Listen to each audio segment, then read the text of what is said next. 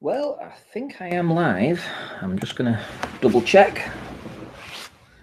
Let's see. Yes, I am.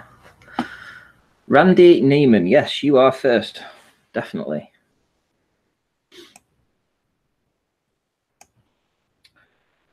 Right, so I'm just waiting for a few of my friends to join. I think Nathan's got a link, Anthony Riley's got a link, Chocky's got a link. Yes, this is live, you. Yep, I've just gone live right now. Nice to see you in, Rude Earther. Yep. The reason I re-released that video, the 29-mile observation, was because Anthony said that he didn't think you could see a boat at 30 miles away, and we both saw that boat at 30 miles away. Shane Walter, nice to see you in. Shane Careless, wow, so many people joining right now. Truth Seeker Mafia, Them Exposed. Dromega, nice to see you in. FED.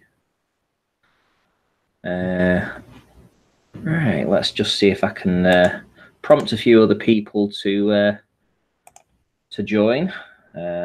So Chocky's got the link, Riley's got the link, Nathan does have the link. I'll give them all a little bell and prompt them to come on.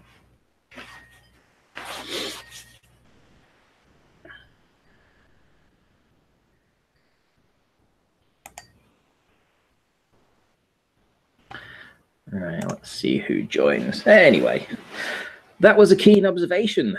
Indeed it was. It was quite a funny day, actually. I mean, I'm going to tell you a story now. It's a story that I've kept secret for a year. And I was told by Anthony never to mention it. Seriously. So it is kind of like a double-edged sword. But it was a year ago. I think he'll forgive me if I want to talk about it right now. But essentially, we were at the top of that little hill above where Miles Davis was doing his filming. Yeah, he did. He fell down the cliff. He fell down the cliff, all right. I ran off to go and do the elevation drops on the there's a series of images that I've put together as a composite next to each other, showing that the inferior mirage is hiding the boat. I'd have to dig it out and find it, actually. But it's like one next to the other, next to the other. And I was doing different elevation drops. So I was going up and down the hill. And so I'd left Anthony at the top of the hill. And I met up with his missus on the beach. And we go and did some filming, you know, lower down. And we get a phone call. And it's Anthony on the phone. Help, I've fallen down the cliff. Oh, we didn't know. You know, where he'd fallen down, how bad he was, or anything. I mean, he was cut up to hell. I'll be honest. I mean, he's not said anything about it, but I mean, essentially, you know, you got people. You know, if you're running up and down a cliff, and Anthony was doing that because he was doing some filming, you know, and he was trying to be, you know, doing the elevation drops as well. So you can appreciate that we were going through a lot of. You know, we're going through a lot of, you know, risk basically to get these observations. And it is a slippy area. It's a slippy area trying to go down that Miles Davis's hill thing.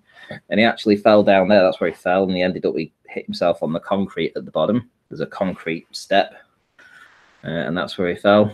And, oh man, he was pretty beat up, I'll tell you that. And, but yeah, we haven't spoken about it. But, and I do have images, but I'm not going to show anybody, so don't ask me, because we wanted to take them for posterity, and yeah, it was pretty nasty, actually. It was pretty nasty fall. Right, anyone know if plasma affects gravity and density, for lack of a better term? Something I've not looked into, I'll be honest. If anybody else wants to pipe up in chat and try and answer that. You falling down a cliff isn't anything embarrassing. No, it's not. It wasn't embarrassing. I mean, you know, you saw the shoes he was wearing, these like red pumps, and they weren't really designed for running up and down a pretty steep cliff, in all honesty. And it's very rocky and whatever you're there. Somebody joined? Somebody joined? No? What? Oh, someone has joined. Tony, nice to see you in, mate. fuck is this fucking conversation you're having? I'm not having any conversation, mate. I'm just retelling something that happened at St. Bees about a year ago. Are you sure it's that boat? Yes, yes. There's What makes you only so sure? well, there's only one boat that has those 4 spires on the, from the Seajax Empire, and they go to what? Can you get a freeze frame of one of that clip so we can see it? Yeah, I mean, there's loads of stuff. Loads. I've got images as well. You can definitely see the 4 spires on top of it, and yeah, I mean, we thought it was a pirate boat, if you remember. When we first You saw did. it. Well, it looked like I thought it was an boat. oil platform. I thought it was an oil platform. No, it's one of those, because they have the 4 towers on the side, and they're designed for tending to the wind turbines themselves. And I think because they were putting a load of the, they were sort of like extending the wind farms at the time. They needed a boat in the area that could lift those giant, the stems that the wind turbines are built with, and they needed something that sort of size to drop them in, and that's why that boat was in the area. That's what it's used for, isn't it? I have no idea. Yeah. So, yeah, I have we was just recounting that day, actually, if you remember what happened on that day.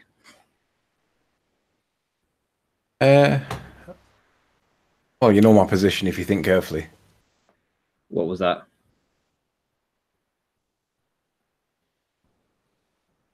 What position? Hello?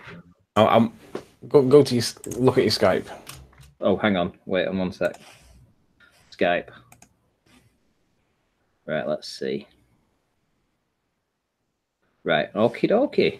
All I remember is that the weather was weird because it didn't look particularly good weather, but you could see a lot further than what we should. And I remember talking to you at the time when we discussed what boat this was, and I remember saying to you at the time, I don't think that's 30 miles away. Oh, well, I thought it was further, actually. The thing that seals the deal, though, is that obviously you're looking for a boat that's designed like that. You know that this one's only got 1 in the fleet, and there was that was the only boat in the area, and it was easy enough to triangulate because not only did we have the time, but we had the position relative to the turbines. So when you triangulated it, you was able to get a really accurate position for it.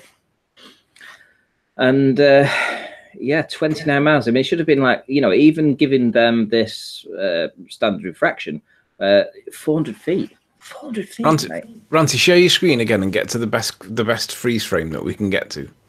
Okay, hang on then. Because basically, I want to put Scylla. I think it's called Scylla, not Scalia. I think it's pronounced Scylla. What's the boat called? It's Seajax Scalia, I think. I think that's Scalia. What you're calling Scalia, I think it's pronounced Scylla. Because it looks like the thing that was called Scylla in Prison Break. Yeah, I mean, it could be. Right, let's see if I can get the video up itself. So let's put it on here. We'll go to this. We'll play it on here. So let's move up a tad. Oh, there we go. Got loads of these. You had your P900. What were you filming up there anyway? With your P900? Can't remember. When was it? It was ages ago, wasn't it? Yeah, a year ago. Yeah, there it is. There you go. You can see the 4 towers on it when I zoom in. I will zoom in a sec. I don't think that's the same. I don't think that's the same boat, to be honest, Ranty. Yeah, it is.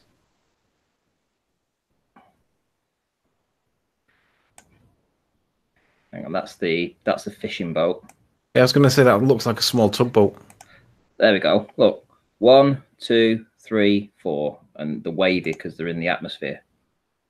Look at that. 1, 2, 3, 4.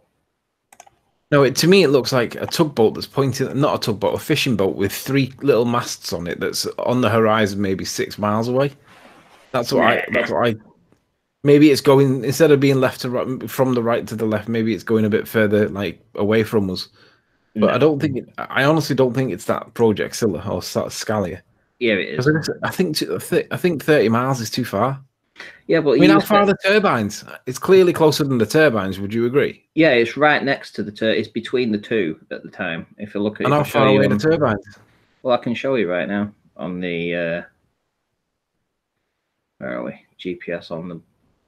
Hang on, here we go. So there's the Seajax Scalia.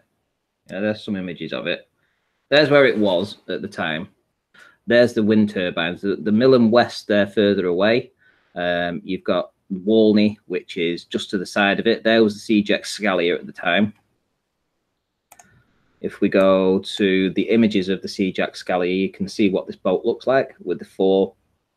Yeah, but how far away are the turbines? About 30 miles. 29 to 35 miles. Prove it. Let's see. Ugh, Tony. Really? Right, okay.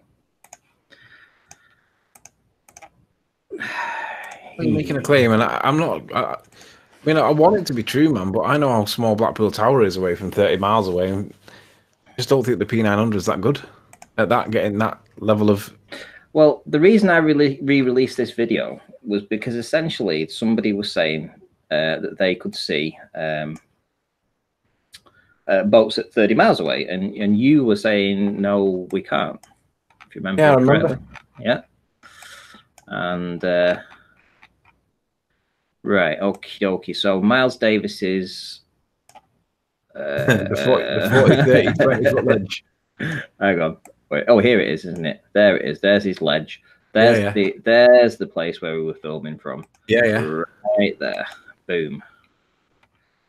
Right. Okay. So let's go and see these turbines. Chocolate. What's up, guys? Do you reckon he's seen a boat at 30 miles away, Chocolate? I think That's pretty crazy. It sure is. How certain are we that this is 30 miles away? Pretty sure. Wow. That's pretty yeah, the awesome. turbines are 30 miles away. Is that the first set of turbines you come to from that angle? Yeah, it is. There's no other turbines in the area. I mean, you got the further ones, but they get really small. No, but forget the further ones. So is it the nearest one 25 miles, 24.5 miles away? The absolute nearest ones. But we agree it's nearer. It's nearer than the turbines, right? What is? The boat that we're looking at is nearer than the turbines. No, it's dividing the two. Hang on, let me just go to the video again. Where are we? And I'll show you where its position was. Oop, hang on. There we go. There would have to be at least a turbine to the right of it, right? Yep. And you can actually see that when I pan through the video, because I'm actually saying it's between the two. It's between the two wind farms, because I could tell it was between the two wind farms. You can see the first wind farm on the right, second wind farm on the left. That is absolutely the Seajax Scalia.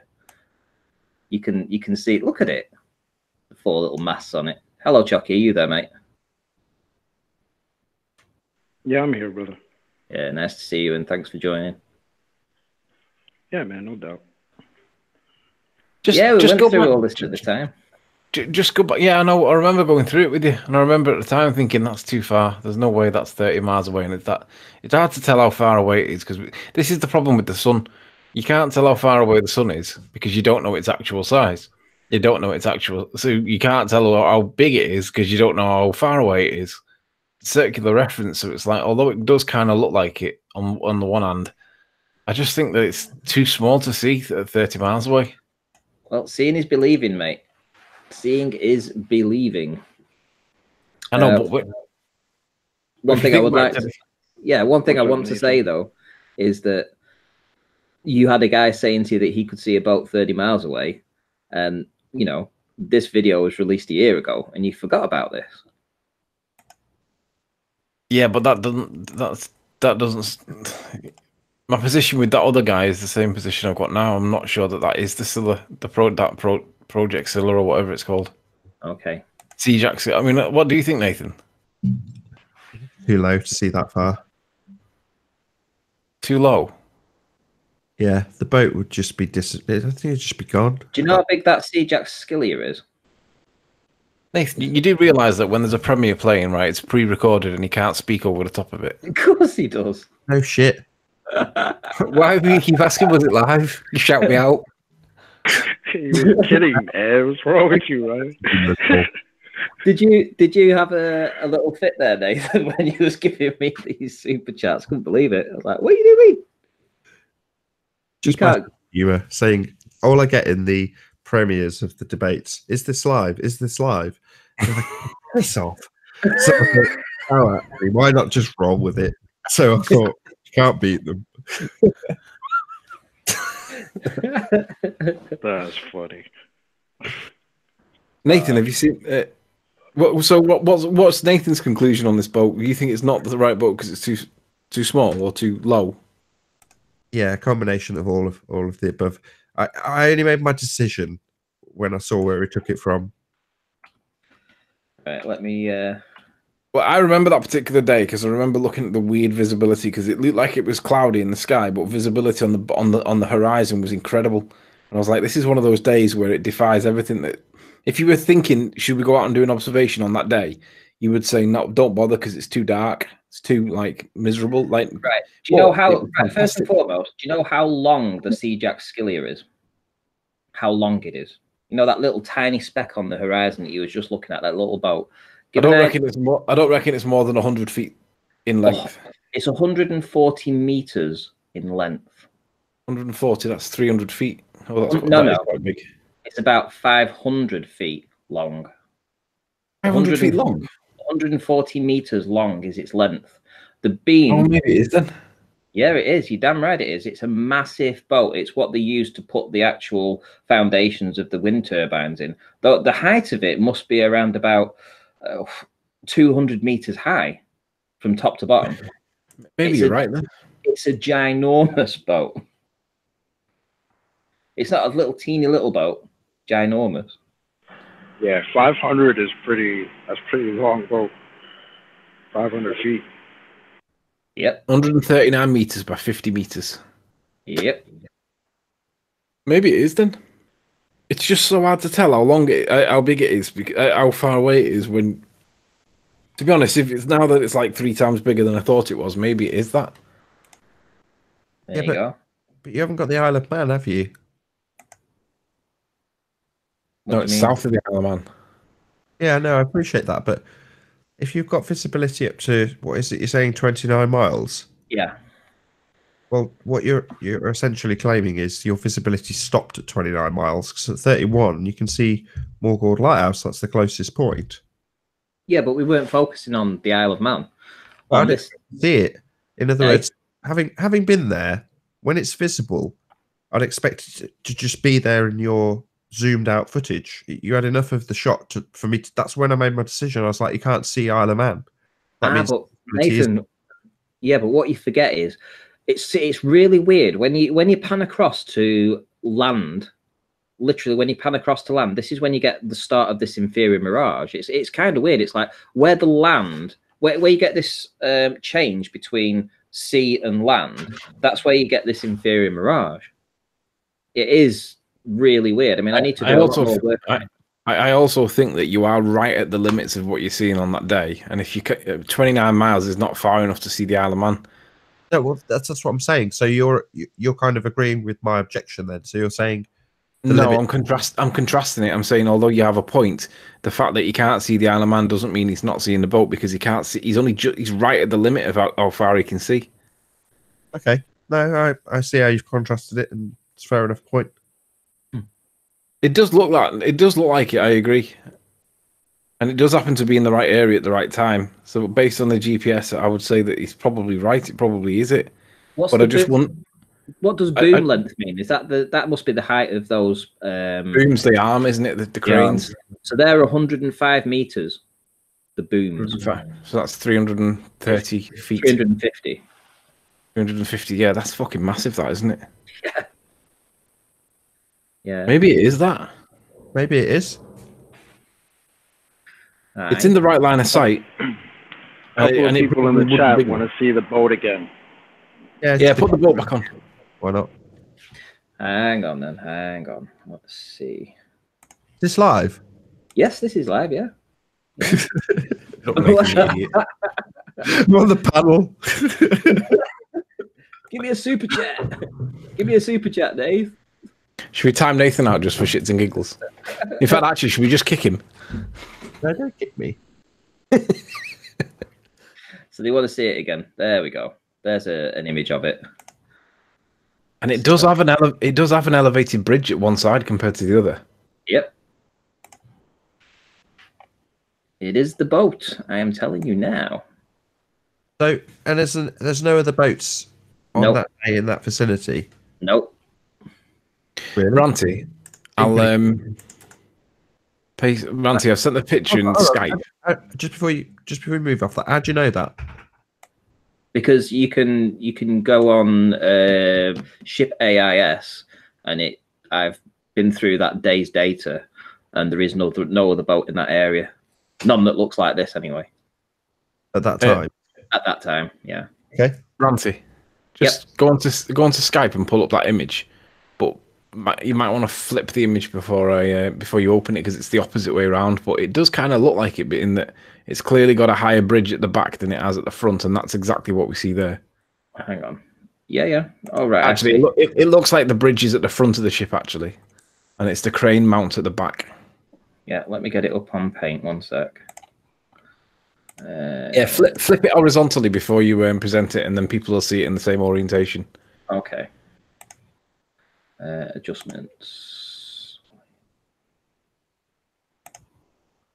Right. Okay. Yeah. Okay. Yeah. So let's share my screen again. Yes. Shout out to Rob Kiln for the super chat. This is indeed live. Shout out retracted. Stop asking silly questions. That was worth $10 because he can actually have his super chat shouted out, right? Oh, thank you very much. Worth $10. Well, he had his super chat shouted out, but then he get a shout out. Thank you very much, indeed. So yeah, there's the Sea-Jack Skillia. It's from a slightly different angle because the boat is actually moving slightly further away. But my point was though that the high part where the crane's mounted at the back is on the same side as the picture. Yeah. Okay. So let me get a screenshot of the boat at some point. I'm trying to just Nathan, do you agree that there's 4 masts, or do you think there's 3? I need to click on him locally, don't I? Hold on. God, such a noob. I know. Where do we get these people from? Isn't it funny how he's on the opposite side of the hangout now? 3. There's 3. Yeah, I think it's just the direction of the boat. I'll take a print screen of that. It does look like it though. Looks like a Space Invader.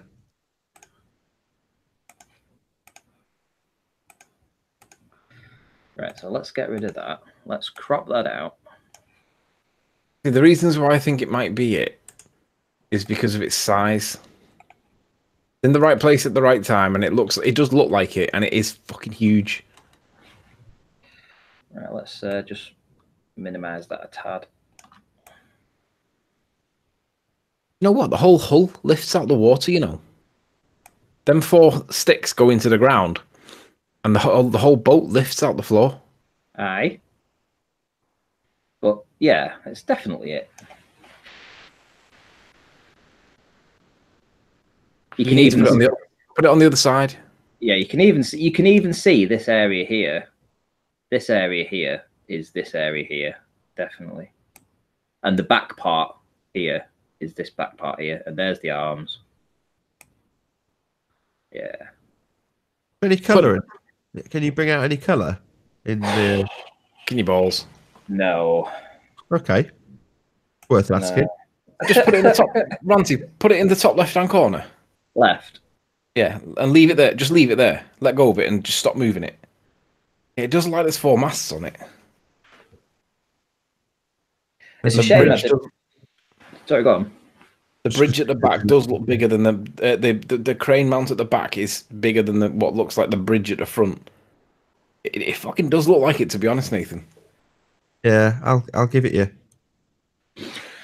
Thank you very much. It's a shame I didn't have the P1000 at the time. I mean, could you imagine getting this in HD? I don't think you'd have got it any better there, though, because the Okay. limitation's not the camera. I think the limitation's the visibility. Is it balls? Before I couldn't see that. I couldn't see that fourth mast, but now that you have it a little bit bigger next to that boat, next to the the color one, I can sort of make it out. I can kind of see it. Yeah. Yeah. I mean, it does look like it might be it. Yeah. In the right place at the right time is massive, and that would allow you to see it. Yep. But it's still crazy to think. Well, then again, that's significantly taller than a cargo ship, isn't it? Yeah. Cargo ships are not that tall. They're long, but they're not that tall. But essentially, what we're seeing here is obviously we've got an inferior mirage going off around about here, but that's just perfect for. Hang on. Oh, so we've got the inferior mirage, which is just right there. So basically, now if we get rid of this, let's just sort of like block that off. How's that pairing up now? Once you take the inferior mirage away. Yeah, that's even better. You know, that matches up even better. And this is what I was thinking at the time, because obviously I even say it in the video that you're seeing this inferior mirage. And if I take that away, there you go. You can see that it is an inferior mirage. Move the smaller one to the left a little bit, Rancy. Which, sorry? The smaller one. Move that to the left slightly, if you can. Make it a bit smaller to get it in frame. Okay. You've got to try and envisage what it'll look like on the different angle as well. So it's not just the rotation; it's trying to get the parallax of the posts. It's actually it's a really weird optical illusion how that boat sits. I'm not even sure which way it's pointing. Is it pointing towards us or away from us? It's actually going. I mean, this boat right now it looks like it's going. Bloody hell, where is it going actually? I think it's coming towards us, isn't it? Hell, But I think the other picture's going away from us. Yeah, I mean, there's a slight parallax on it, but I mean, this is it here. This the spires and the way that the boat's formatted. You can even see it has sort of like. Oh, why is it so big? Bear with me. What they all say. You got this area here. Can you see that going through there is obviously that here. You know, the boom arm that's at rest. Sort of make it out. You got the big one down the middle.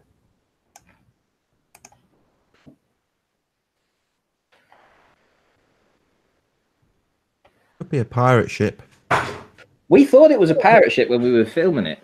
And it looks like a bloody pirate ship. Yeah. So, yeah, pretty cool. Roger MC in the chat agrees, says obviously. So, right, hang on, let me stop sharing because I need to. I'm not sure Roger MC was agreeing with you, Nathan. He never agrees with you. Right, I got a super chat. Hang on, let me shout out Rob Keen. Thank you very much for the super chat. Can you read his super chat? Did he say anything with that? Hang on, let's see. Is this live? Yes, it is live. Indeed, it's live. We have Nathan Oakley on the panel. We did shout him out before. Well, Nathan shouted him out and I retracted it. Do you not remember? Shout out refracted. Shout out retracted. He'd already had his shout out because he had his message read. And obviously, we still have Anthony Riley in here. So, in your chat, who also agrees, says definitely the same boat. Oh yes, he does. He does agree that. He says it's definitely the same boat. Thank you, Lottie. Much appreciated. I'm glad you agree. I can't see. I can't see Lottie's blocked. Oh. So what's new, guys? Because I've been working. Oh, I know what's new. Whilst we're here, let's have a conversation about Conspiracy Cat's latest gas pressure video. Have you seen it, Nathan? I don't watch his shit. I don't watch that. It's utter garbage. Go on. I've got it rigged up on me thingy now, and I can feed the sound through to Ranty so we can hear it. Should we just go through it and laugh at him? Go on then. Right, let me just make sure that the sound does get through to Ranty. Bear with me. Boom, boom, boom, boom. Turn that up a little bit. In fact, I'll turn it all the way up so that he's loud enough to hear. Right, so this is just shocking. The first part of it is it's basically the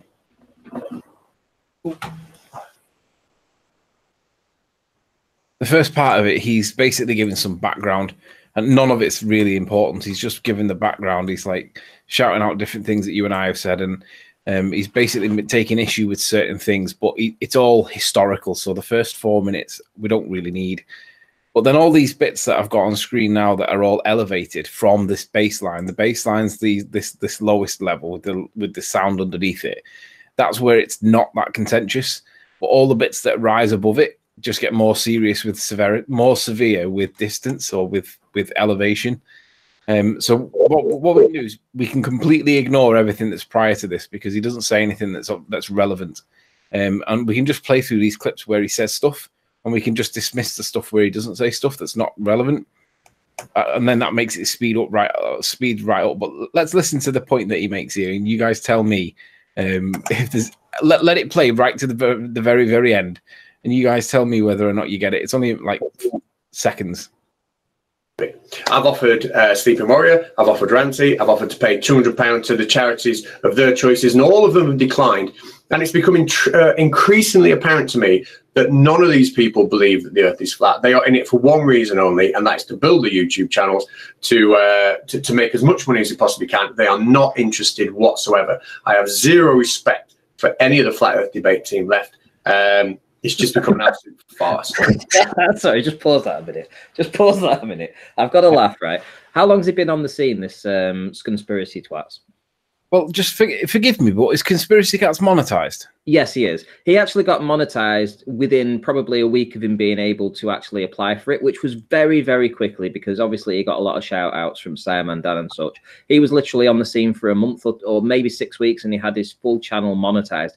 I've been banging on this fucking stuff for 2 years and I only applied for monetization and got approved in December, just like 6 or 8 weeks ago. I've been doing this for 2 years. I thought you said this was relevant. Well, right. I'm sorry. That's just my rant. Nathan's a mercenary. He pays my wages, so he's allowed to be, right. But look at mine. This is on my channel, right? I am not monetized. This is my account, my actual page, my status. I am not monetized, and I do not have and cannot have super chat enabled.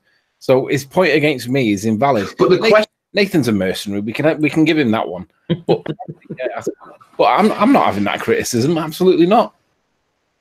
Okay, and I would agree as well. I mean, 2 years, you know, I haven't, you know, had any money off YouTube or anything like that. So he comes on the scene. No offense, Ranty. This is nonsense. Who cares? Has he got an actual point? Yeah, well, got an actual point. This is his first point, right? Listen to this gloriousness. It plays for 15 seconds, so let it get to the end before we interrupt. What I would love is an intelligent response. And I'm not going to get an intelligent response to any of this. Like I said, this is just for you guys. But if I do, you know, if there is a flat earther out there that listens to what I say here and then wants to ask an intelligent question, then I will do follow-ups. Now, bearing in mind, we've been asking this question for months and months and months. I don't know why we can say that with any integrity whatsoever, because we're asking the question and have been for a long time. What's your problem? Right, here's the other thing. When he said that he had offered to pay £200 to a charity to debate us, we don't, you know, we've been talking about this idiot for months. And if you look at this stuff that he's been putting out, which essentially is just hit piece after hit piece after hit piece, who the hell would debate him? Who would want to debate him and give him more ammunition? Who would want that? I don't want to do that. I could debate him. Yeah, of course I could. So could you. So could Nathan, and he'd get his arse handed to him. But what's the point?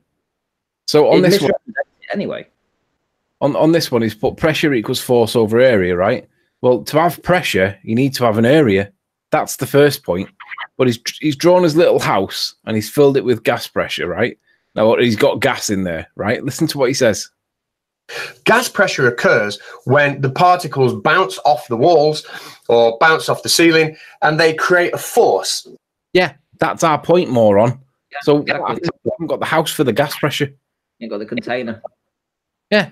So again, going back to his point here, pressure equals force over area. Well, without the area, you haven't got a pressure. Do you know what I mean? Anybody disagree? So he's just digging his hole deep. He keeps on giving us these quotes. I mean, when we have this discussion, I quote him in terms of his support of our argument. He's been asked this question by me about 350 times.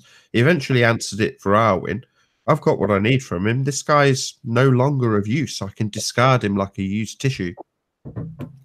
But the problem is, everybody that watches this video on his channel will just accept and believe what he says because it's coming from him. He's literally indoctrinating people. What? With what? That they need... Hold on. He's supporting our argument. What's your issue? Because what he does is he adds a load of fluff and he... not discombobulates, obfuscates. He obfuscates it that much with fluff that people somehow think that he's managed to persuade them that you can have a gas pressure without a container. But he's literally telling them that you need, for a pressure, you've got to have force over area. Well, if you haven't got an area, then you haven't got a pressure. Sorry, it's literally our point. But here's another example, right? Let's listen to this. It's 15 seconds. And I've asked this to Anthony Riley, and the response was laughable. What if I'm talking about this point here, right above my carpet on the living room? What is the pressure at this moment, right there, right now? So what I've done is I've brought in this screen here, and it says, what is pressure? Pressure is a force exerted by the substance per unit area on another substance.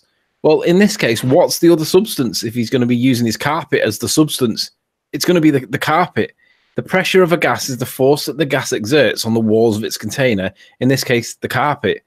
When you blow air into a balloon, the balloon expands because of the pressure of the air molecules is greater on the inside of the balloon than on the outside. Pressure is a property which determines the direction in which mass flows. If the balloon is released, the air moves from the region of high pressure to the region of low pressure, and the balloon deflates. It's blatantly obvious, isn't it? I don't know why he can hold his position, to be honest. Well, hold on. He's supporting our position. So my question is, what's the fluff that you described, where you said he manages to go from quite succinctly detailing our argument to convincing his audience that they can somehow have gas pressure without a container? Where's that bit? Well, the fluff bit is here. So if you want to hear this bit, the fluff, it goes from, what are we on here? 553. This isn't fluff. This is his argument, right? But listen to it. Bearing in mind what he's just said about the message before, literally our point. So this is the reaction. Now the force, we can even calculate, it's the rate of change of momentum of each particle. Just throwing that in there for no reason really. But when they bounce off the walls, they create a force, and the force upon the area of that room will give us the pressure. We know at sea level, the pressure we get is about 14.7 psi. Now, the thing is, and I've asked this to Anthony Riley, and the response was laughable. What if I'm talking about this point here, right above my carpet on the living room?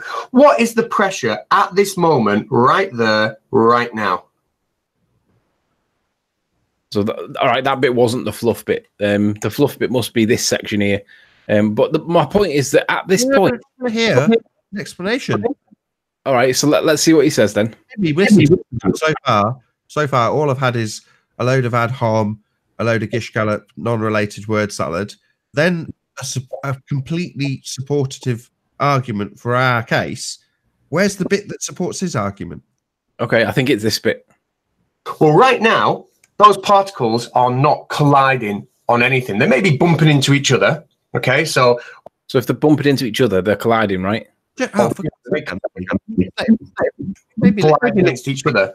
But what surface are they exerting a force on?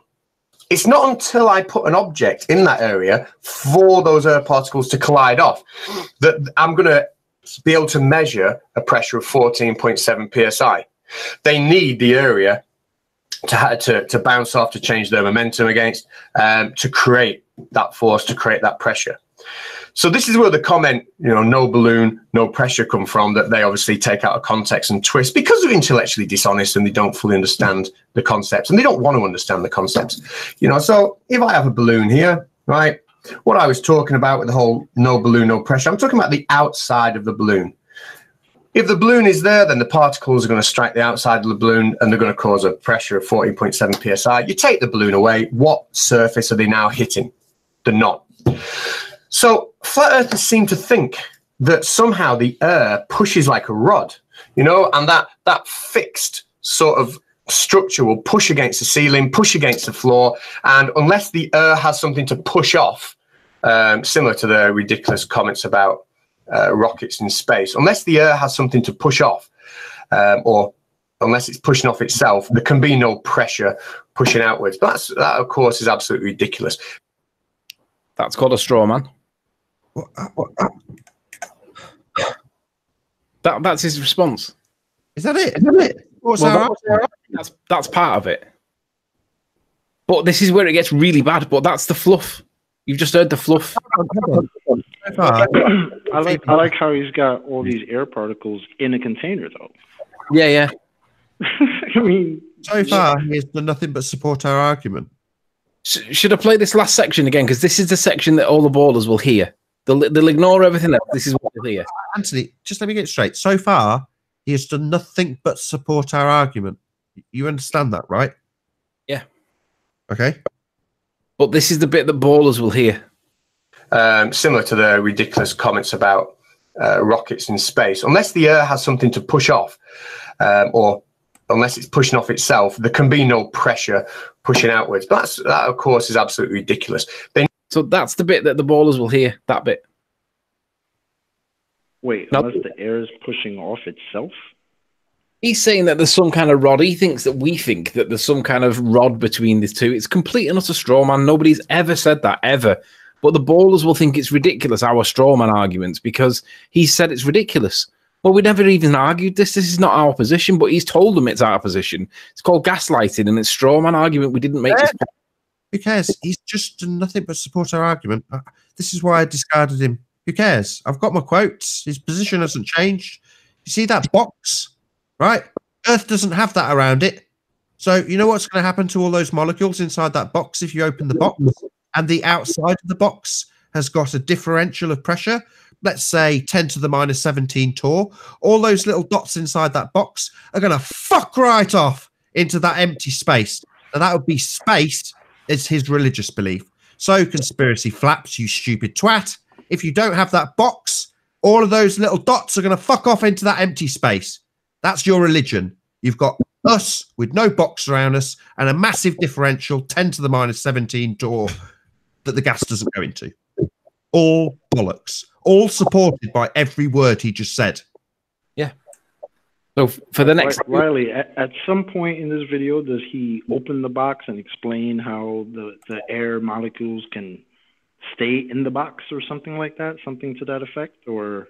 Well, just before we get to it, let's just hear what he says here, because this next 2 minutes section, right, it ramps up significantly because it gets that crazy by the end of it. It is just garbage. I mean, what he's talking about here, it doesn't matter. Let's listen to what he says. But just notice how it ramps up with the severity of his claim, right? So let's listen to it. It's crazy. Make that bigger. They need to be striking a surface. That's what pressure is. Just play that again. Between pressure. Yeah. This is one of the bits that I've put spliced out. This is like one of those sound clips. You ready? They need to be striking a surface. That's what.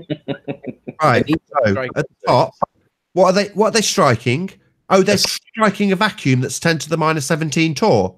Yeah, I think not. Space is fake, as ably illustrated here by conspiracy cats. They've got to strike something. And what happens if they strike a vacuum? Oh, they don't. They disperse into it. Yeah, that's right, conspiracy flaps. You complete moron. You've supported our argument again. How many more times? How deep do you want to dig yourself into this hole?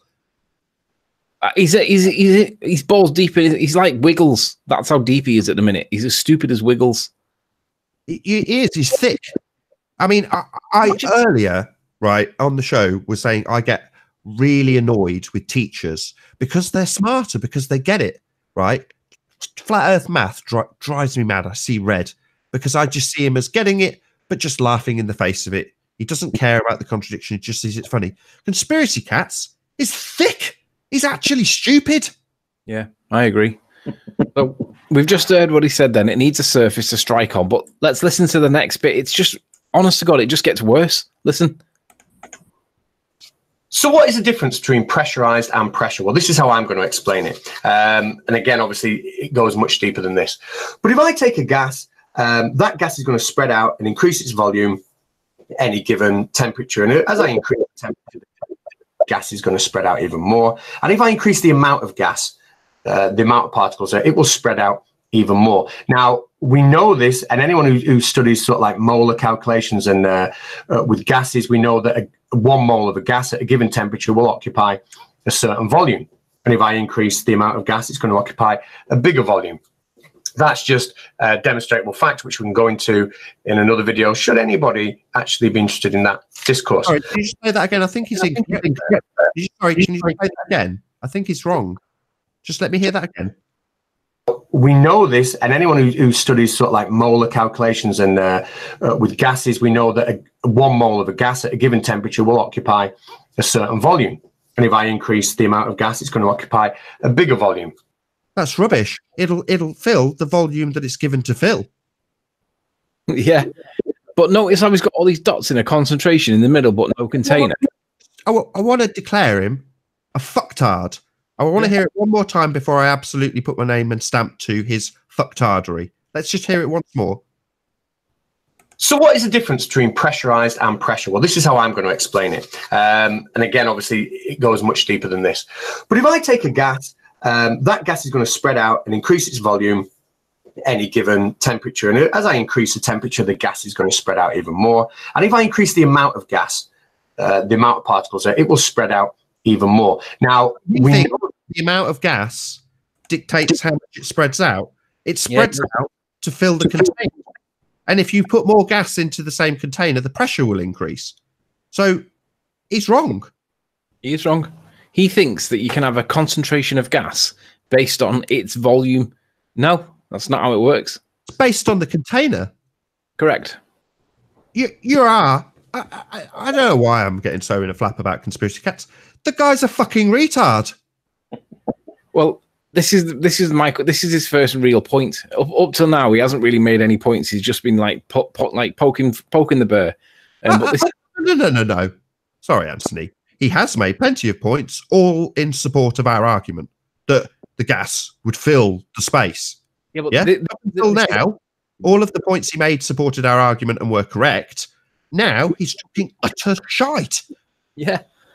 It gets worse, though. Look how it ramps up. It gets worse. So let's hear it. And anyone who studies sort of like molar calculations and with gases, this gas being able to spread out. What if I put it into a container? So here is the gas. Now at this point, notice that he's got the same volume as what he's got dots here, but now he's got it in a container. But it can't exist in a container. It can't exist outside of a container here. It's completely wrong. Anybody disagree? Oh, I see. So where I pointed out that he was just wrong, what he was actually doing was creating a situation where gas can just expand randomly into a random space that it decides based on its molar calculation. No, what he's saying is that it will expand and fill the available container. But what he's saying is, at this point that he's got on screen, which can never exist, this can't exist. This isn't science. No. That's not what he said. The description he gave prior to this was that the given volume, the given amount of gas would dictate the size that it filled. And if you put more in, it would fill more space. It's like, no, it will fill the container it's in always.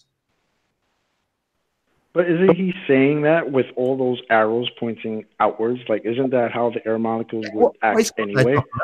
He's got a gas. He's got what they think the heliocentric world is. Let's just circle it for the audience, Anthony. That dots, those dots. What's containing those dots? Nothing. They're just a gas in a space under pressure, not filling the space. That's a second law of thermodynamics violation, conspiracy cats. You complete fuckwit.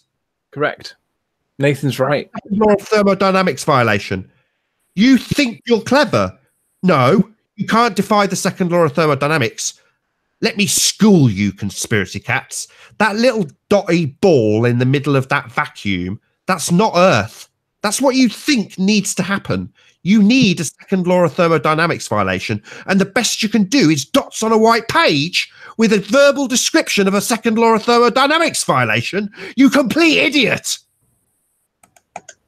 So let's play the rest of the clip.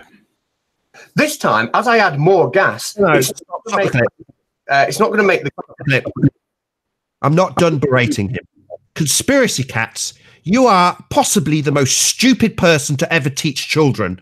How dare you ever consider yourself an educator when you are literally detailing a second law of thermodynamics violation with your pen and paper? You utter disgrace to science. I think I'm done berating him. I might need you to pause it again.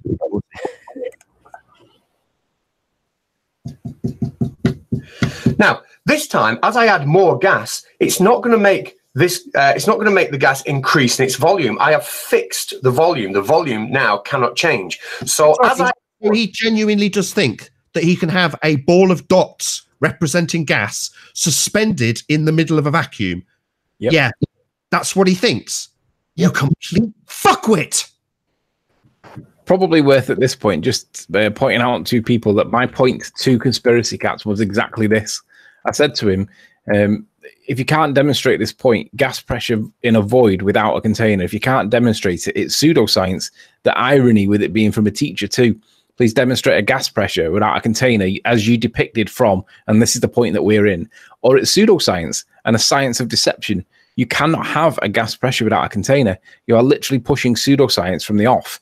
And this is without... He's making stuff up based on his dots on a piece of paper.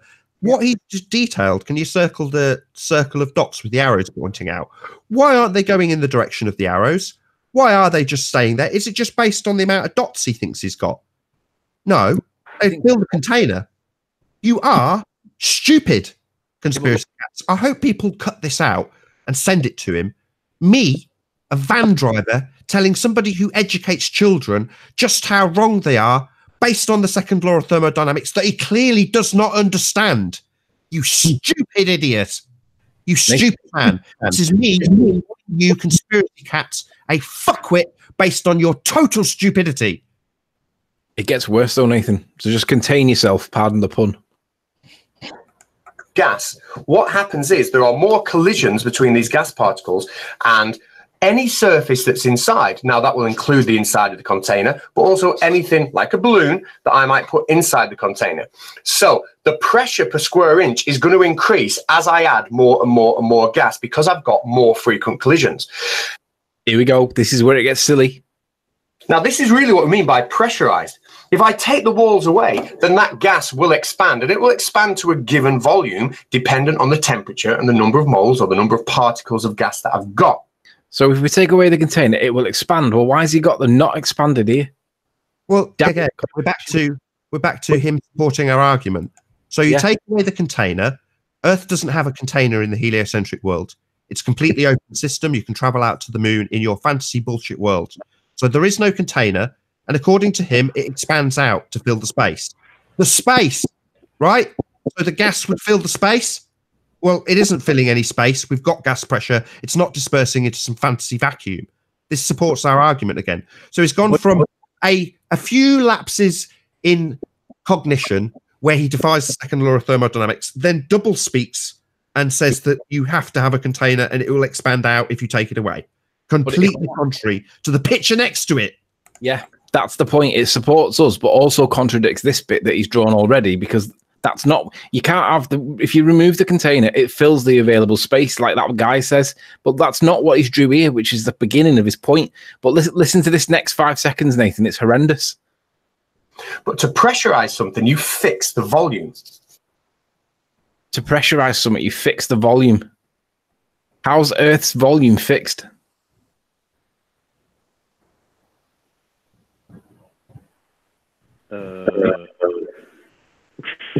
This is your minute, Nathan.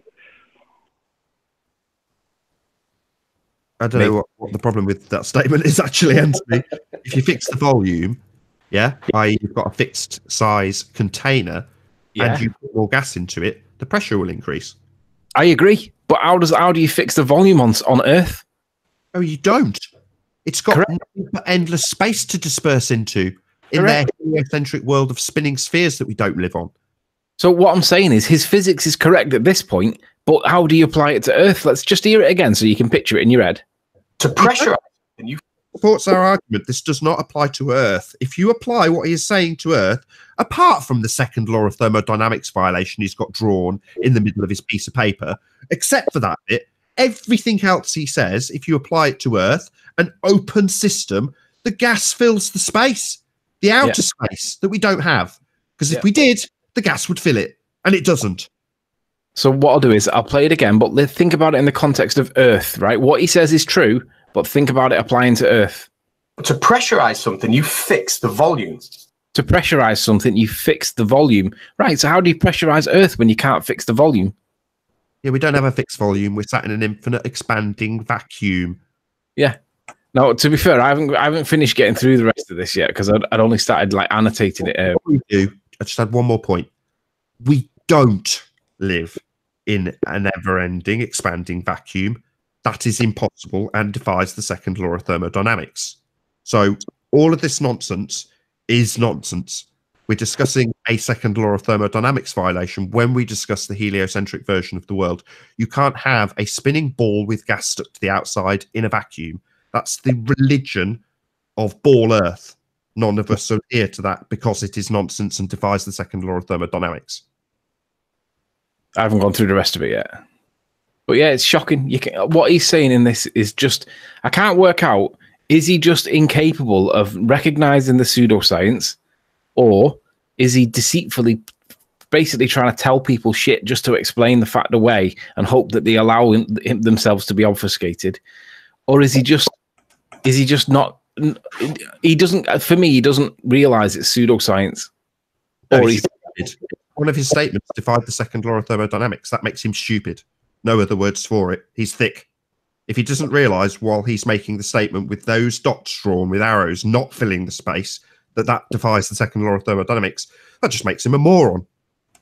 I think for me, this part here is like force equals F, pressure equals, like, if you don't have the area, you haven't got the pressure. It's that simple. And he even says it, but for some reason he's pushing it as though it's like somehow explainable. No, it's not explainable. You're completely wrong, dude. And I don't know why you don't say this. Anthony, he's too thick to realize that his religion's wrong. So he's defending it, not realizing all he's doing is continually backing our assertion that space is fake with every single description. What area? At the top, not at the bottom, you stupid fucktard. Near the carpet, not near the grass, where we all know we've got fucking pressure. What about the top? Near the space bit that we say isn't real. You're going to worry about that later after defying the second law of thermodynamics with your little dots? Stupid Mongol. We do 15 seconds and listen to the conclusion. I know I've already done it, but it's just glorious. Let's just do 15 seconds while we pay homage to this dick. Now, this is really what we mean by pressurized. If I take the walls away, then that gas will expand, and it will expand to a given volume dependent on the temperature and the number of moles or the number of particles of gas that I've got. But to pressurize something, you fix the volume. To pressurize something, you fix the volume. Right. Apply that to make around us a big massive set of walls to fix the volume around Earth to get that pressure. Oh, we don't have that in your religion, you stupid dick. You have an open system that you can fly to the bloody moon on, right? No, we don't have a fixed volume. We have an open system with the gas not dispersing into the imaginary medium called space that you've never been to, but believe your priests about. Idiot religious zealot. Constantly backing our argument, you stupid man. Yeah. And this is what I said to him. Just before the 8-minute mark, you start to make your first point. Lovely story, but can you demonstrate this point, please? That's when he had all the compressed, all the dots that were in that confined area when he was making this bit. How do you have that? Because if you can't demonstrate how this exists, then it's just a story, right? It's pseudoscience. It's not real world. And this is our point. But look at his reaction. His immediate reaction was just ridiculous. It says, And there you go again, deliberately confusing pressure with pressurized, despite me making it clear how different those terms are. Until you start to be more honest with your questions, I won't engage in this debate. Handwave dismissal for a valid point. You are talking pseudoscience with your first point. Good job, sir. And then he says, you're not raising a valid point. You're deliberately asking a dishonest question. Really? Why are you talking about pressurized rather than pressure? Well, I'm lost for words. I can't even have a back and forth with him in this. Anyway, it does go on for a bit, and he keeps talking about stuff, and there's a back and forth. And basically, so there you go. To pressurize something, you fix the volume. We don't have a fixed volume in the atmosphere. So how can there be a pressurized gas without a fixed volume? You can't say shit without realizing this is true, and literally is our point again. Come on, Al, say it slowly. To pressurize something, you fix the volume. There can't be a pressure without a container. You literally admit our point again. He's an absolute idiot, but thinks that he's gaslighting me as well, thinking that I'm he's telling me that I'm stupid. And I'm like, no, dickhead. You're just either not realizing this is pseudoscience, or you know it's pseudoscience and are deliberately deceiving people. One or the other. I hope that in a given time, I'm feeding back. Is that you? It's not through me. It must be through Tony. How was it through me? Look at no levels on mine are moving. Blah blah blah blah blah. There we go. I'm not feeding back anymore. You just did it. No, I'm only joking. Well, that's completely hijacked my point, hasn't it? I'm say now. You said in a given year or something. Oh yeah, I think in the years that come, I truly hope the kids he's taught this utter shit that he doesn't understand to catch up with him and say, "Why the fuck did you teach me this utter horseshit? Why did you teach me your religious belief? Why didn't you stand up for what was actually true? Why didn't you understand the second law of thermodynamics when you told me about space? You liar." I hope his kids that he's taught and indoctrinated with this utter horseshit that he clearly doesn't understand catch up with him and point it out to him. It'd be great if we could run into some of his kids on the show and basically explain it to them, because it's blatantly obvious. You can't have gas pressure without a container. But he doesn't get it. He tells us it and admits it, but then somehow doesn't apply it and thinks that somehow he can bullshit his way out of it. But you should go to his channel, guys. Go to Baldy Cats and attack him, because this is a point that literally, you know how we always pin against Paul Voigt and say that the molten iron core evidence against Paul Voigt, and that's his claim. Gas pressure is this guy's claim. He's never going to get away with the gas pressure. So we need to keep pointing at, like throwing stones at him, because the guy's just being dishonest. You can't have gas pressure without some kind of container or receptacle of some kind. Without a container, there can be no pressure. Conspiracy Cats 2019. Without the balloon, there can be no pressure. Well, what balloon do we have on the outside of Earth? We don't have a balloon. We've got an open system. All he's doing is digging a massive hole, and every time we chuck a few rocks in, he digs the hole even deeper. Yeah. Mick West as well. I mean, this clown. Have you been discussing that recently? Again, I don't keep up with Mick West, but I'm more than happy to display some outrage towards some nonsense that you said if you want to show it us. Oh, it's absolutely glorious. Several days ago, Tony sent me a link to look at this claim by Mick West that he was able to manipulate a laser beam around a curved surface, right? And he was able to do that by putting sugar in some water in a fish tank. Is that right, Anthony? It was sugar, wasn't it? Not salt. Sugar. I have actually seen somebody. I can't remember why. Somebody, was it you, Anthony, that did a video on this already? Yes. Yeah. But what's astonishing in this revelation is that Mick West has fucked up big time. He's fucked up majorly in the past, but this time he's fucked up big time, because when it was first put out, all the Globers jumped all over this. Proof that we can have a laser beam curving around a curved surface. That proves refraction, yeah? But when Karen B did the same test, and we looked at the ambient light giving off the image that was posted to the back of the tank, That just showed compression and didn't show any refraction other than compression refraction. It didn't show the same skipping across the floor in this arc that Mick West was able to produce. So the laser beam, she was able to recreate this curve with the laser beam, but yet with the ambient light in the distance, which I've said all along, ambient light is different to a laser beam. This ambient light behaved differently. And of course, now the Globers want to distance themselves from this observation. Oh, it's nothing. Oh, yes. Well, when do you ever see sugar in the atmosphere? You know, you smashed this before as well, Ranty. I'm sure you did a video about Greater Sapien where he had a laser beam over some ice and then fire or something similar. And the stuff behind the laser beam doesn't move, but the laser beam bends, right? The ambient light doesn't change, but the laser beam bends.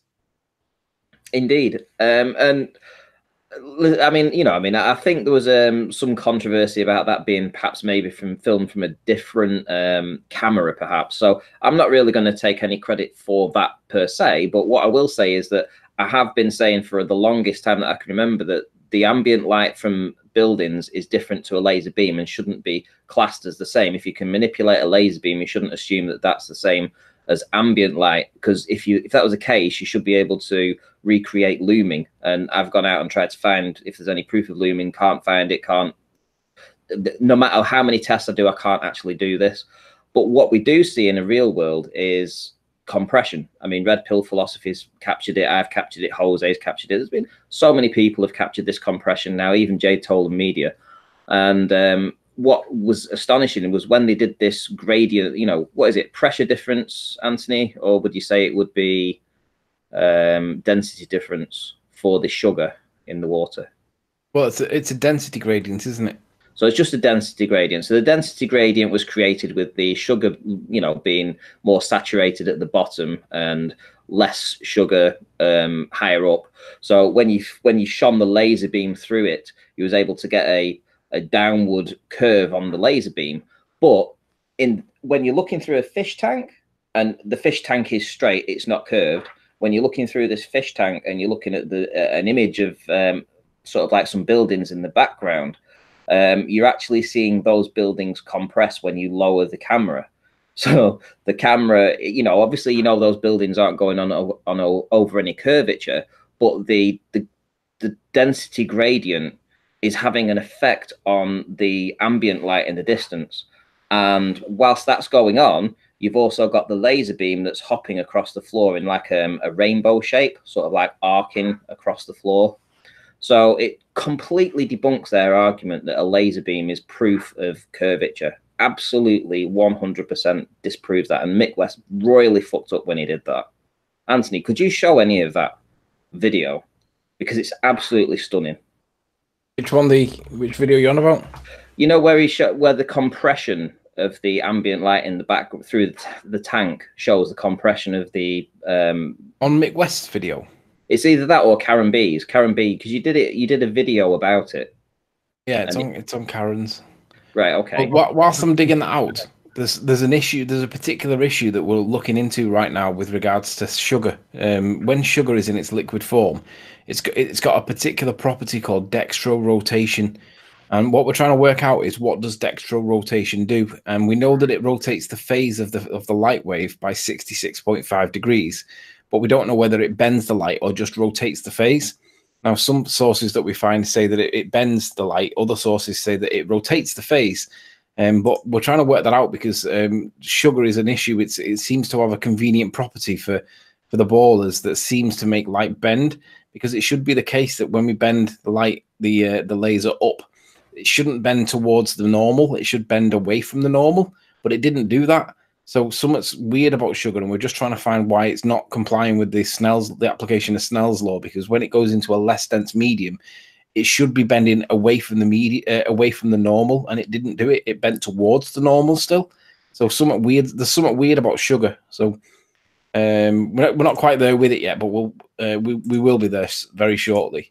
Right. But with smash this out of the park. It's making me twitch. Right. So this is very interesting, and my hat is off to people like Karen Bees in your chat now, Ranty, for examining the effects of, in quotes, refraction. So you noted Snell's law. Can you just answer this question for me?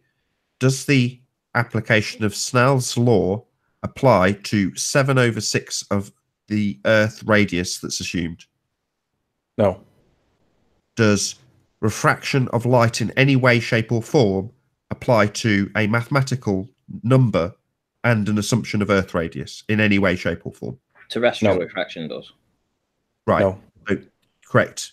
Well done, Ranty. So, yes, what we are talking about, or what Karen is doing, or what Mick West is doing, is fiddling around and playing with something called refraction, which is a very real, observable, and you can do it with an exaggeration of the effect in a gradiated fish tank with sugar solution that has settled over a prolonged period that gives you a gradient, and you can induce this effect. Refraction is real. Nobody would deny refraction.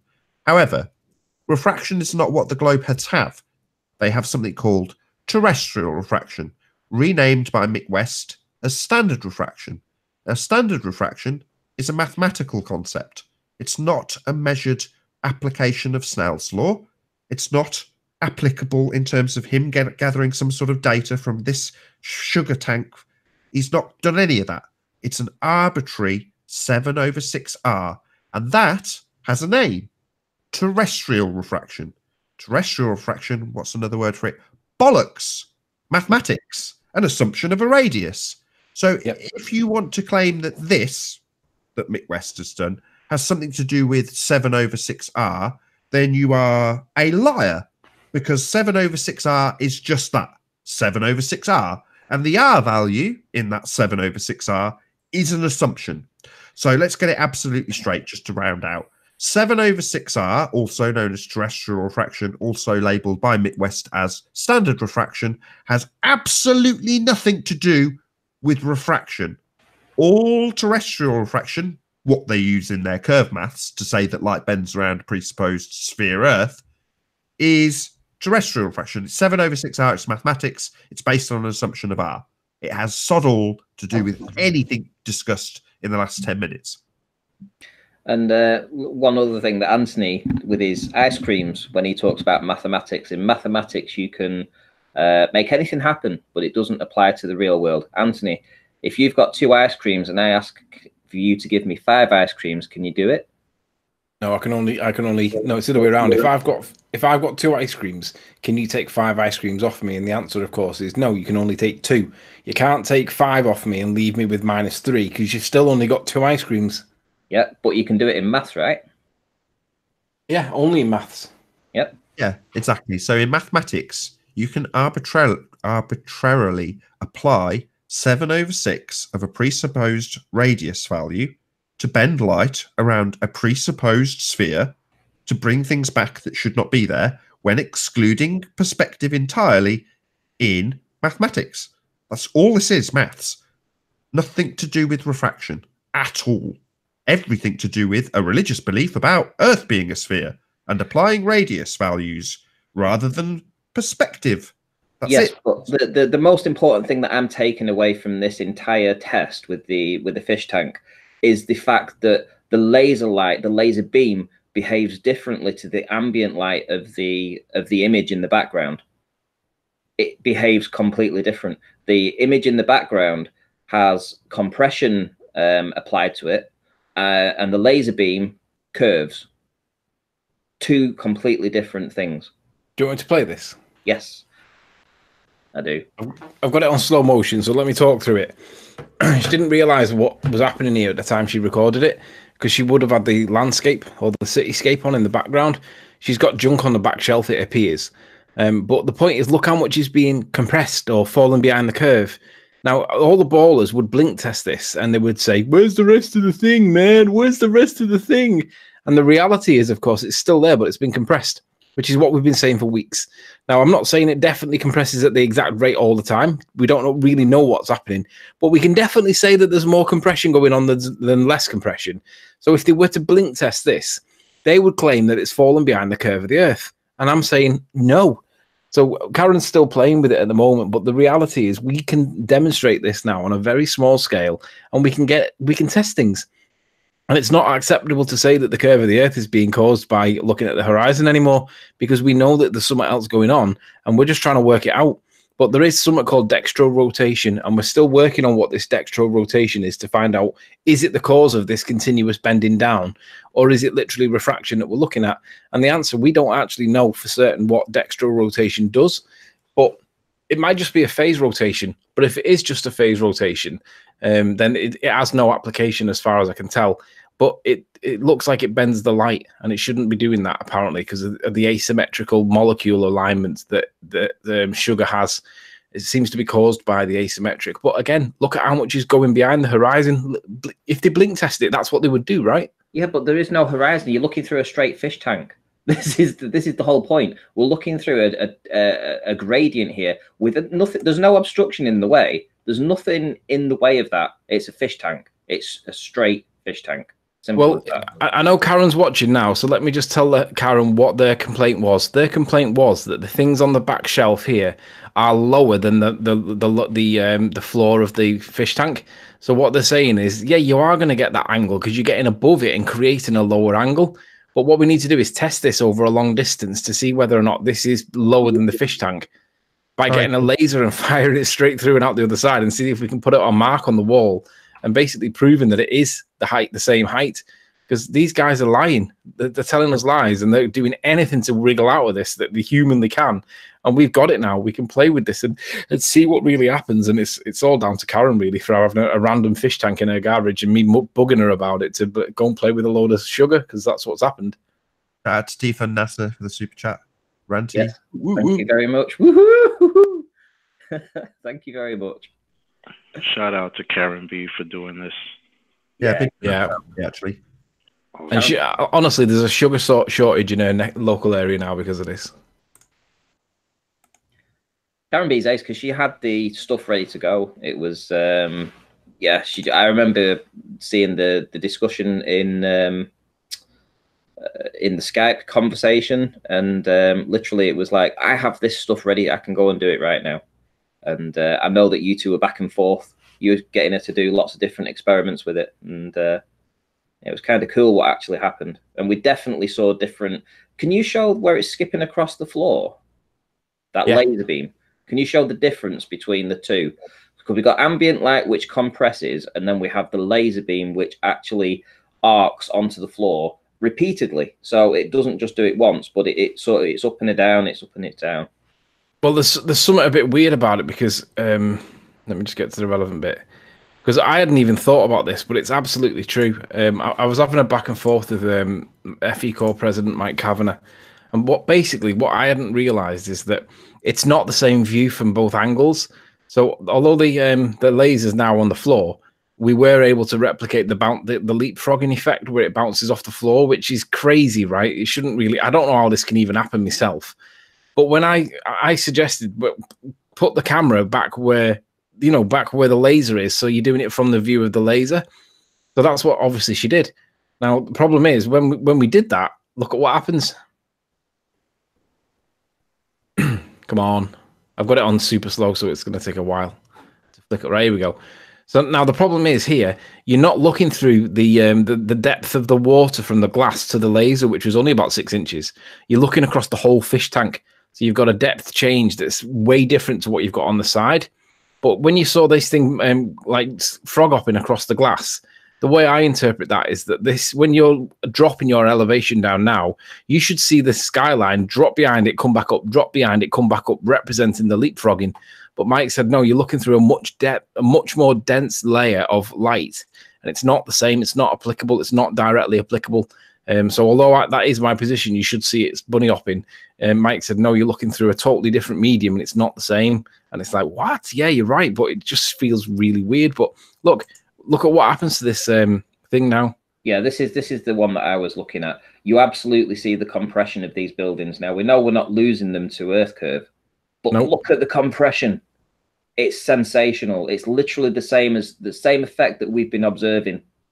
And this is what Jose's seen, and Jose thinks this is curve of the Earth. And I don't blame him. It's his honest interpretation, perhaps. But he also realizes now, hopefully, if he's watching, that this is explained and it's like repeatable. We can do this again. So it's like, well, is it the curve or is it the atmosphere that's doing it? And if it is the atmosphere, this is how it's being done. Density gradients. Mm-hmm. And, you know, I mean, we've been banging on about this for the past year, haven't we? We've all been trying to figure it out, but we've all been saying the same thing. Nathan with his angle of attack. I've been talking about it's in the atmosphere is causing it. I think it's obviously it's part and parcel of both. But we're narrowing it down now, and you know, Karen B, you know, and Mick West essentially doing the first one. He kind of put his foot in it, don't you think, when he actually did this? Because I don't think he actually thought it through. And to be fair, we never thought about actually trying it either. But him actually doing that encouraged somebody like Karen B to go and do it. And now we have this where we can categorically show that laser beams behave differently to ambient light. At the end of the day, I knew somebody would have a thingy. Somebody would have a fish tank, and it just so happened to be Karen B. And she also had a shitload of sugar. So obviously she became the guinea pig there, and she had to go and test it for us on our behalf. And the results basically support. I mean, the other thing is I forgot to show it, but the sides of the fish tank curve up, like, and it shouldn't curve up, but it does. It curves up, and it's like, whoa, really weird. Do you want to show that as well? Yeah, because this is like Pontchartrain Bridge, isn't it? Like Pontchartrain coastline, just the shoreline's good enough. So, I was thinking if you were to get, let's say you were to get a fish tank long enough, right? Would it actually start curving away? It's kind of like Pontchartrain, if it were to be long enough. Remember when we have Pontchartrain from above, we've got I can't, is it video it is, but basically it shows it dead flat. It's a straight line. But look what happens when we drop the elevation. You can see that the tank suddenly appears to be curved. It's doing it right now. Look at the curve. Yeah. On the sides. I mean, look at this side here. That clearly looks curved, doesn't it? You're right. It does. And now it looks flat. Yeah, it does.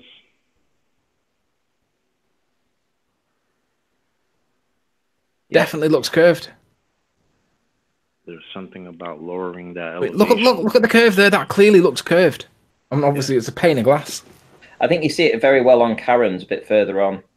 If you want to just skip towards the back. Maybe this one. Yeah, let's see if that's the one. Not sure it is, but go a bit further on. I think there's another one where you see it a lot clearer. When she's looking at the stuff in the background. Oh, there we go. That'll do. Yeah, you can see it there as well. Yeah, I think it's the one before this. Not that one. The one before that one.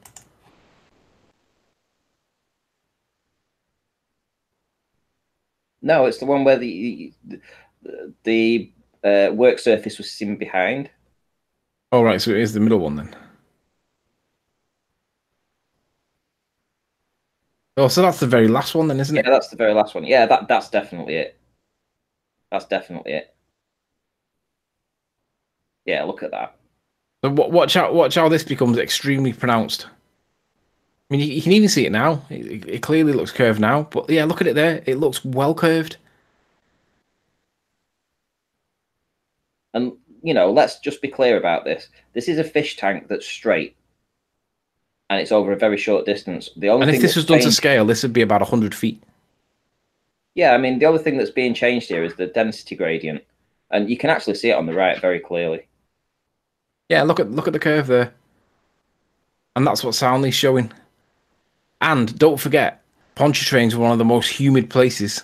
So there's more density gradient in that area than there is in the average place. Crazy. Look at that curve there now. It's really obvious.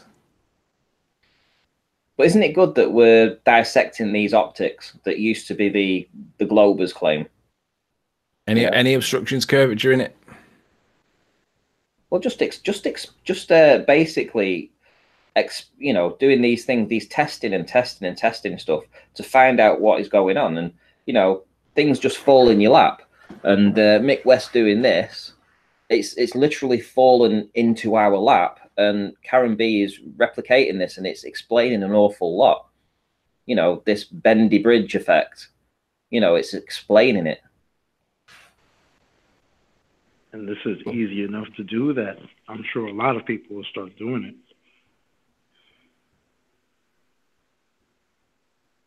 Yeah. Get your fish tanks out, guys. Get your fish tanks out. We're all over this. Are you still learning anything? You're very quiet. Yeah, I'm just reading something. Did you notice that Mick West also said that, oh, yes, I know about compression when he was on your channel? Tony. Me? No, Tony. Well, he's never admitted compression before. I've never heard him talk about it. No, but you said to him, oh, you do realize that there's compression. He went, oh, yes, I've put it in my simulator. And it's been on I've known about it for ages. And I've been on my simulator for ages. I was like, what? It's the first time I've ever heard anything like that. First time I've heard him say anything about that, yeah. It's almost as if we had to prove it, otherwise he wouldn't disclose it. And why would he be doing that? It's honest. Funny because I heard one of these ballers saying that compression is something that flat earthers made up. Yes, yeah, well, what they're saying now is that what they're saying now is that compression is the effect of, you know, when they say looming, that's what they're calling looming now. They're saying that that's the compression that we're seeing, and I'm like, oh really? Well, if it's looming, that means it's been bent up from behind the curve, right? Yeah. Right, okay, so prove that there's a curve there, otherwise it's not. Right. So not only is it being loomed up behind the curve, but it's being compressed at the same time. Oh, okay. Yeah. Looming and compressed. Right, and that's interesting. I think, did you know something? They're actually digging themselves hole after hole. You know, I mean, it's taken us, what? I mean, after me being ridiculed about this compression for the longest time, now that everyone's in agreement that compression happens, suddenly the globe are all over it, and they're all like, yeah, we already knew about all this. Yeah, we already knew about it. Yeah. Watch, they're if they knew about it, why haven't they disclosed it before? They're going to find some hidden equation that they say, oh, look, we had the equation the whole time. Yeah, all right, guys.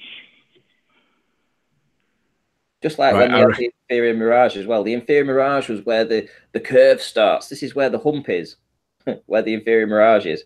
Hang about, wait a minute, come, you know, cue a year's research, and a year's research later, well, guess what, guys? We can prove that the inferior mirage doesn't happen where they say it does. Yep. Suddenly, there's no comeback with that.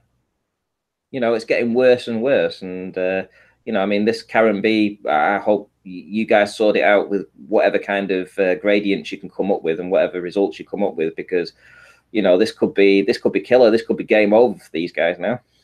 This is their thinking about it. Phil Nye's just made a valid point. Someone's just deleted it, but he said, we did tell you before, remember the Rumpus predicted compression in your Isle of Man footage. That is true.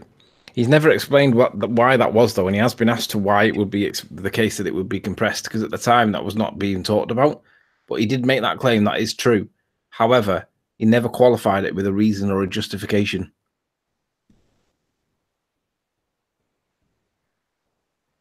And Red Pill Philosophy says, I'm pretty sure I heard Soundly say compression was just something that Flat Earthers made up. I actually think it was Gempan. It was Soundly. It was somebody on his. It was Soundly to Conspiracy Cats. It was one of them on his debate. Somebody on that debate said that. No, it was Conspiracy Cats that said it, and then they said that we were just taking their arguments and replacing them with for flat Earth proofs. Yeah. And Soundly said that too. I think Chris is right, though. I think somebody did, because that's where I remember hearing it. I remember one of them saying, "Oh, compression is just something that a flat earther made up. It's not real."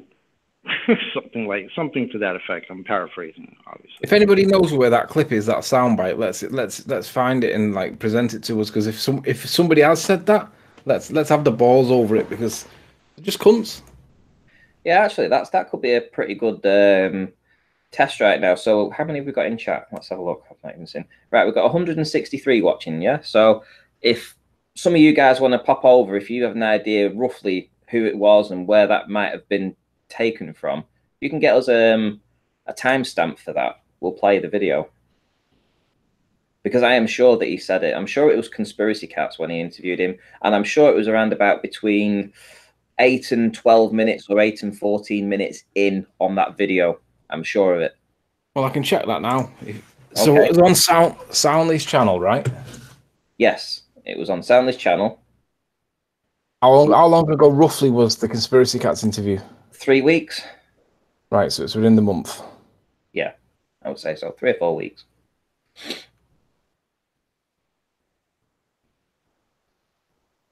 Conspiracy Cats interview a month ago, that's all right.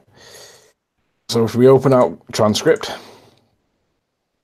and do a search for the word compression. Yeah. Spell it right.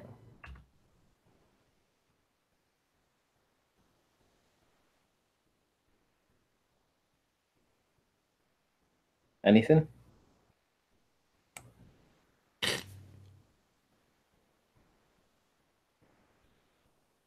Very silent, Anthony. I'm just reading. Just give me a sec. While he's reading that, apparently Zinda has sent you the documentation for his angle of attack challenge. Yeah, I've sent it back. He had typos in it and stuff, so I was just correcting some of the grammar. Other than that, no issues? Well, I think that I should be claiming it because I've already got the lighthouse at 31 miles and it's obstructed more than half, but it's all to do with whether or not the surface is flat. Right, I don't think it was soundly against Conspiracy Cats. Right, let me have a quick look because just bear with me.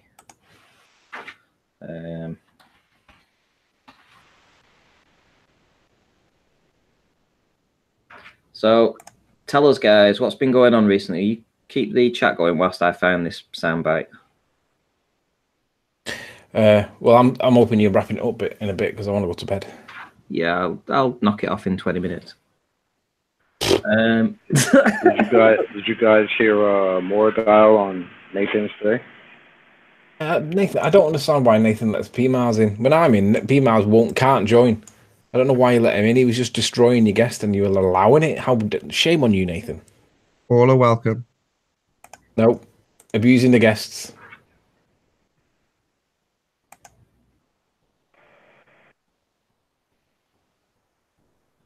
No way. Conspiracy Cats.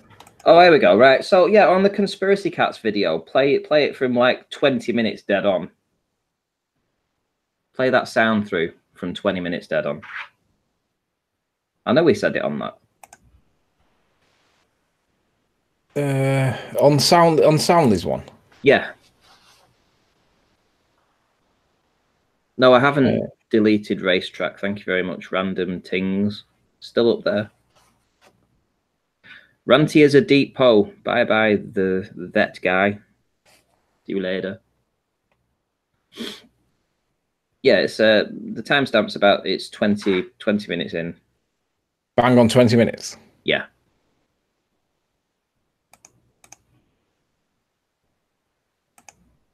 Put me sound back through. Feed back up. Back off. Now screen share.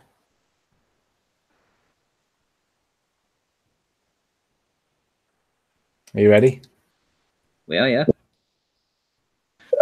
You know, like you say, applying it to absolute perfect globe proof, but then claiming, like you said, it's flat Earth proof. It makes absolutely no sense, does it? Absolutely no sense.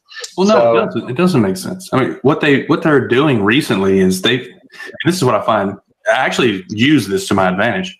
What they've been doing recently is trying to explain why a flat plane looks exactly like a globe every time you look at it. Like that's what they've been trying to do.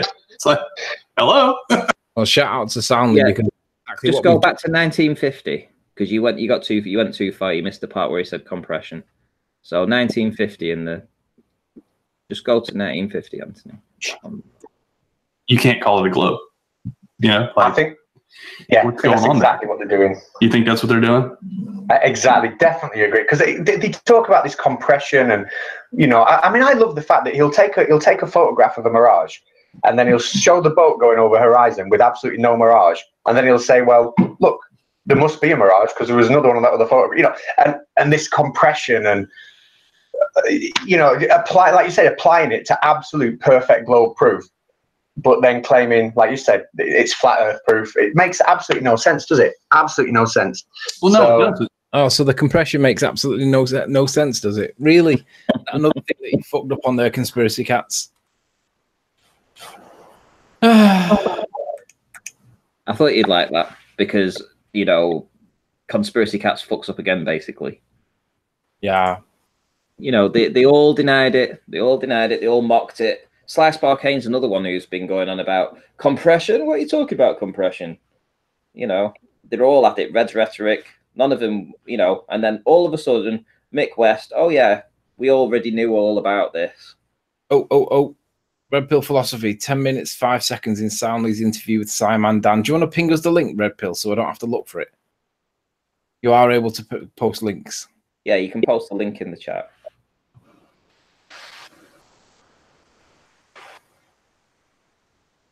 What I'll do in anticipation of Red Pill Philosophy being a good little boy, hopefully, under pressure, dun dun dun dun dun dun. Come on, Red Pill. There we go. That should be Conspiracy Cat's theme song. Under pressure. Yeah, it should be. Din din din din din din. Here we go. What was the timestamp? 10 minutes 5. So I'll do it from like 9 minutes 50.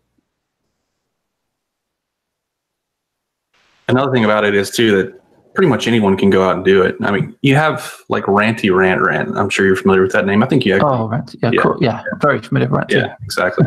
I've seen him on your channel as well. But Ranty just constantly goes out and proves the globe. It's like, can you please provide more globe observations, Ranty? Thank you. The next day he shows up with another one. It's like, and these guys are just eating it up. Like, oh yeah, we're seeing too far.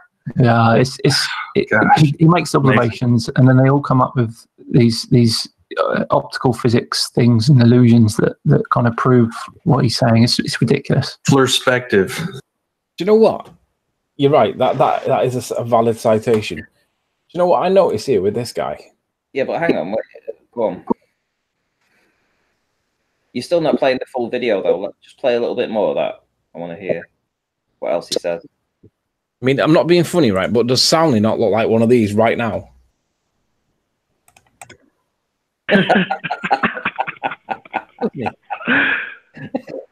Take your pick. Which one? All he needs is one of these little, like, yellow triangle things around him there, and he is literally a Thunderbird. Absolute jester. Oh my! It's all right. So I'll carry on playing it. Okay, you ready? Yeah. Perspective, yeah. Yes. Magnification, yeah, and compression, yeah. Angle of attack. Yes, angle of attack. Yeah. So, future, the future.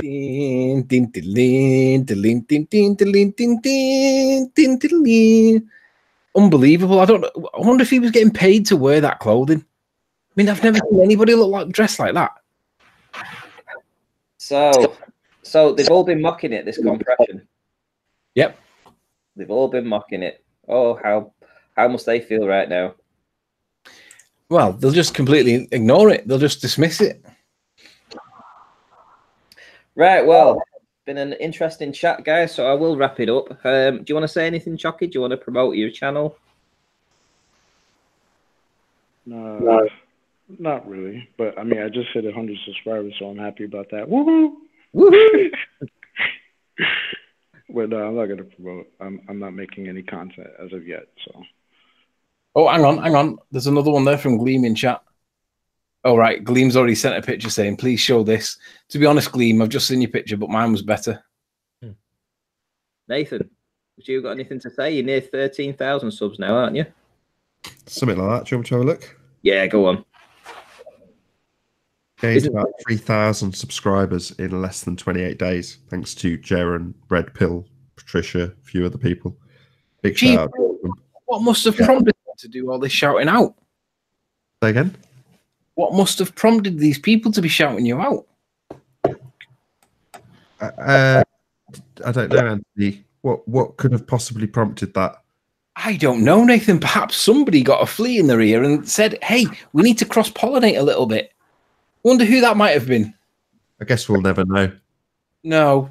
Shout out to me. Was it you, Anthony? Was it you? Shout out refracted. No!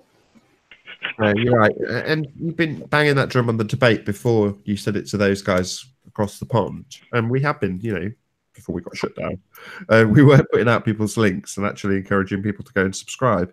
So I'm glad that that's spread, because we are being censored. As much as Gem Panda wants to deny it and claim that removing us from recommendations is not censorship. Fucking idiot. Just put a context to that. In that one instance, he's right. It's not censorship when that's the one action, but it's not.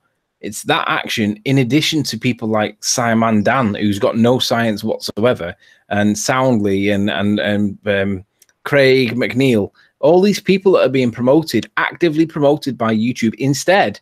That makes it censorship. It's the two things. It's like relative density.